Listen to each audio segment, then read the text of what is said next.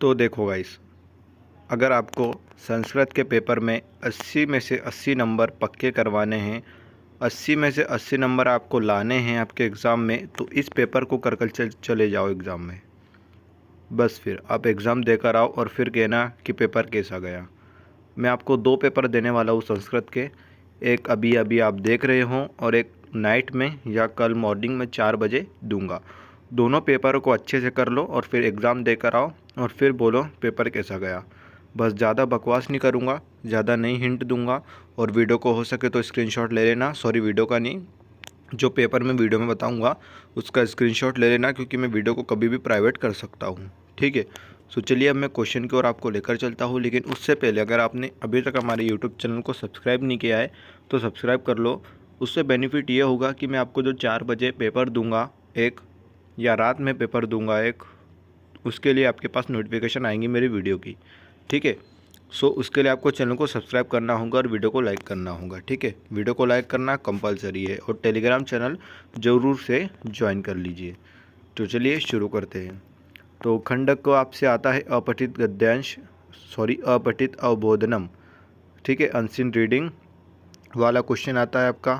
फिर इसमें question number 1, आदोलिखित गद्यांश पठित्वा प्रदत्त प्रश्नानाम उत्तराणि संस्कृतेन लिखत। यानी आपको एक गद्यांश दिया गया है, ये गद्यांश दिया गया है और इसके जो आंसर है आपको संस्कृत भाषा में लिखना है। ठीक है, तो आप पहले गद्यांश देख लीजिए, मैं आपको सिर्फ क्वेश्चन पेपर बता रहा हूँ, सॉल्यूशन बता दूंगा वीडियो में, बने रहिए। पहले मैं आपको क्वेश्चन बता दूंगा। ठीक है, तो गद्यांश देखने के बाद आप क्वेश्चन देख लीजिए। इसमें आपको क्वेश्चन नंबर 1 में एक पदेन उत्तर लिखना है, केवल प्रश्न द्वयम, यानी आपको 2 प्रश्न लिखना है। 3 क्वेश्चन दिए गए, केवल 2 प्रश्नों के आंसर आपको लिखना है, लेकिन अभी आपको तीनों के तीनों क्वेश्चन के आंसर लिखना है। ठीक है, आपको जो है और वाले क्वेश्चन भी करना है, और वाले भी क्वेश्चन नहीं करना है। ठीक है, इससे आपके प्रैक्टिस हो जाएगी। ठीक है, तीनों क्वेश्चन को करना है। फिर क्वेश्चन नेक्स्ट क्वेश्चन आता है पूर्ण वाक्यन उत्तरतः केवल प्रश्न द्वयम, यानी आपको इसमें 2 प्रश्न है, इसमें भी आपको करना है। इसमें आपको पूर्ण वाक्य करना है, उसमें एक पदेन एक शब्द में उत्तर देना था, इसमें आपको पूर्ण वाक्य करना है। ठीक है, तो 3 क्वेश्चन दिए गए आपको, तीनों के तीनों क्वेश्चन आपको अच्छी तरीके से कर लेना है। ठीक है, फिर नेक्स्ट क्वेश्चन आता है आपका खंड ख। देखो बहुत इजी रहता है संस्कृत का पेपर, है ना।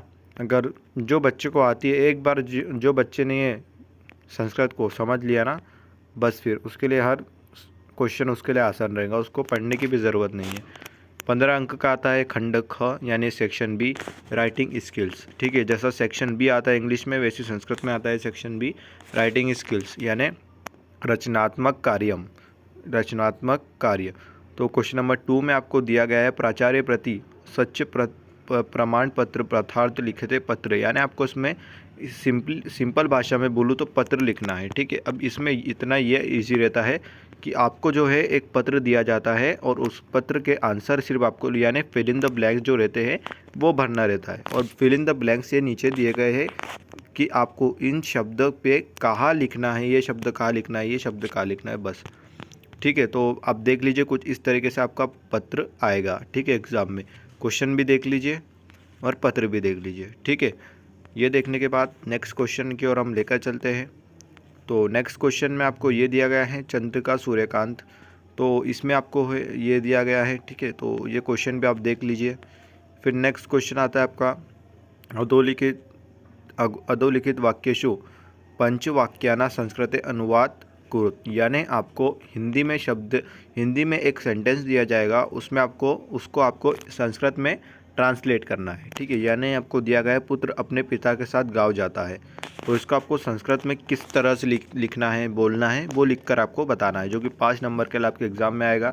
नदी के दोनों ओर वृक्ष है, सरिता प्रतिदिन विद्यालय जाती है, बालक कक्षा में श्लोक गाते हैं। तो इस तरह के क्वेश्चन आपके एग्जाम में आपको देखने को मिलेंगे। ठीक है, फिर नेक्स्ट क्वेश्चन आता है क्वेश्चन नंबर 6। क्वेश्चन नंबर 6 में अधोलिखित वाक्येषु रेखांकित पदानाम उचित समस्त पद विग्रह व पद पदत्त विकल्पेभ्य चिनुतः केवल प्रश्न पंचकम, यानी आपको 5 प्रश्न करना है।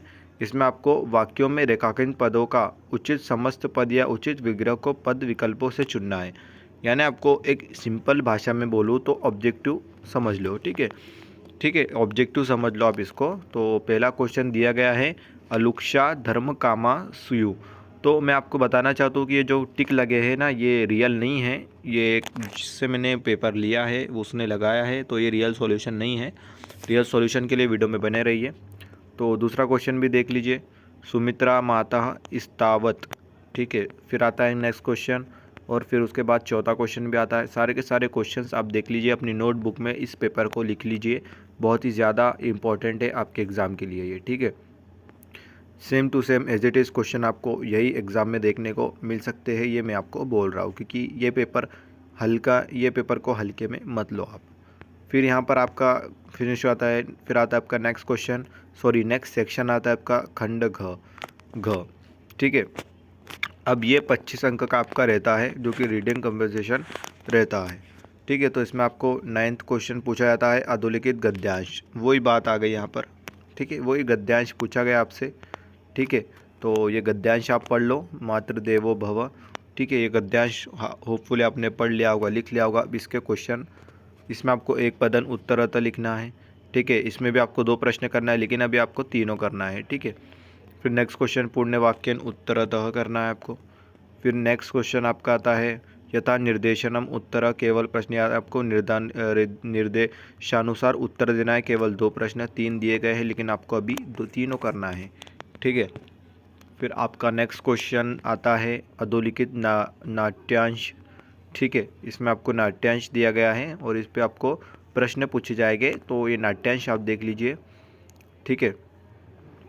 एक तरह से हिंदी में बोले तो नाटक, ठीक है। यानी एग्जाम्पल के तौर पर राम क्या बोल रहा है, सीता क्या बोल रही है, राम क्या बोल रहा है, श्याम क्या बोल रहा है, तो कुछ इस तरीके से। तो ये रहे इसके क्वेश्चन, एक पदेन उत्तर देना है, तीनों के तीनों क्वेश्चन आपको करना है, ठीक है। फिर नेक्स्ट क्वेश्चन में आपको पूर्ण वाक्य करना है, इसमें भी आपको तीनों क्वेश्चन करना है, तीनों को पूर्ण वाक्य करके लिखना है, ठीक है। फिर नेक्स्ट क्वेश्चन आप देख लीजिए, आ ई वाला क्वेश्चन दिया गया है, ठीक है। तो इस क्वेश्चनों को भी देख लीजिए आप, ठीक है। एक भी क्वेश्चन को छोड़ना नहीं है, सारे के सारे क्वेश्चन आपको बिल्कुल रट लेना है, क्योंकि बहुत इजी पेपर है आपका। तो ज़्यादा से ज़्यादा 2 या 3 घंटे में आपको याद हो जाना चाहिए, ठीक है। फिर आपका नेक्स्ट क्वेश्चन आता है आपका, इसमें आपको श्लोक दिया गया है, ठीक है। ये क्वेश्चन में आपको श्लोक पूछा जाता है, जो कि 3 नंबर के लिए।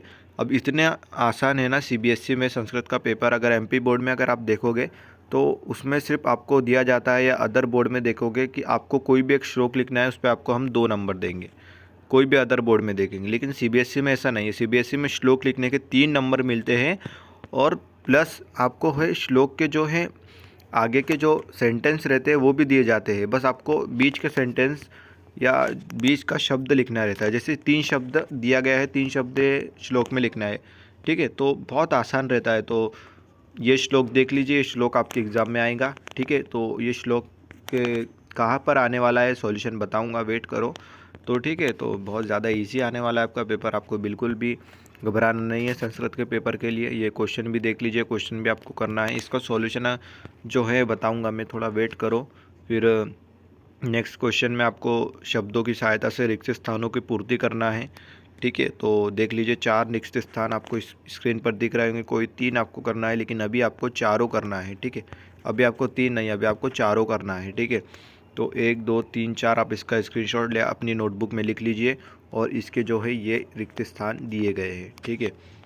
फिर आपका नेक्स्ट क्वेश्चन आता है समुचित मिलान कीजिए, यानी कि आपको सही जोड़ियाँ मिलान करना, जो कि 4 नंबर के लिए दी गई है। तो ये 4 सही जोड़ियाँ अभी आपको स्क्रीन पर दिख रही होगी, ठीक है। तो ये 4 सही जोड़े आपको अच्छी तरीके से करना है, ठीक है। सो ये आपका लास्ट क्वेश्चन था। होपफुली आपने पूरा का पूरा पेपर अच्छी तरीके से देख लिया होगा, ठीक है। अब बात आती है इसके सॉल्यूशन की, तो चिंता मत करो, मैं आपका ध्यान रखता हूँ, ऐसा नहीं कि मैं आपका ध्यान नहीं रखता, बस पेपर दे दिया हो गया, ख़त्म, बात ख़त्म नहीं। मैं इसका सॉल्यूशन की PDF डिस्क्रिप्शन में दे दूँगा, लेकिन सॉल्यूशन से पहले आपको इस वीडियो पर 100 लाइक कंप्लीट करवाना है, ठीक है। 100 लाइक करवाना है ना, टारगेट नहीं दिया हूँ, करवा सकते हो, ठीक है। नहीं भी करवाए तो भी PDF दे दूँगा, डिस्क्रिप्शन में चेक कर लो। तो अपने फ्रेंड्स लोग को भी शेयर कर दो। मिलते हैं नेक्स्ट वीडियो में। Thank you so much for watching. अल्लाह हाफिज़।